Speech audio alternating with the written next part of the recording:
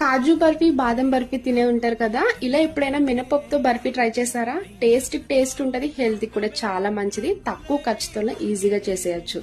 Stove on చేసి కడాయి పెట్టుకున్నాక 1 cup మినపగుళ్ళు వేసుకోండి. మినపగుళ్ళు వేసుకున్నాక లైట్ గోల్డెన్ కలర్ వచ్చే వరకు ఫ్రై చేసుకోవాలి. ఇలా మినపప్పు ఫ్రై చేస్తున్నప్పుడే 10 వరకు బాదం పప్పు వేసుకొని ఫ్రై చేసుకోండి.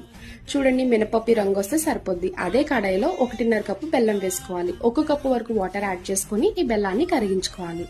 ఈ బెల్లానికి ఎలాంటి పాకంతో పనిలేదండి. ఒక 2 మినిట్స్ బాయిల్ చేసుకుంటే సరిపోద్ది. మిక్సీ చేసుకున్న మినప్పిండి మొత్తం వేసుకొని ఉండలు లేకుండా బాగా కలుపుకోవాలి. ఏ కప్తో మినపగుళ్ళు వేసుకున్నామో అదే కప్తో 1 కప్పు పాలు వేసుకోండి. ఇలా పాలు వేసుకొని కలుపుకున్నాక చిటికెడు ఇలాచీ పౌడర్, 1 స్పూన్ నెయ్యి వేసుకొని ప్యాన్ కి స్టిక్ అవ్వకుండా ముద్దలాగా ఇలా రెడీ చేసుకోవాలి. ఇలా రెడీ చేసుకున్న స్వీట్ ని కొంచెం చల్లారాక ఇలా బటర్ పేపర్ లో వేసుకొని ఫోల్డ్ చేసుకుంటూ పీసెస్ లా కట్ చేసుకోండి.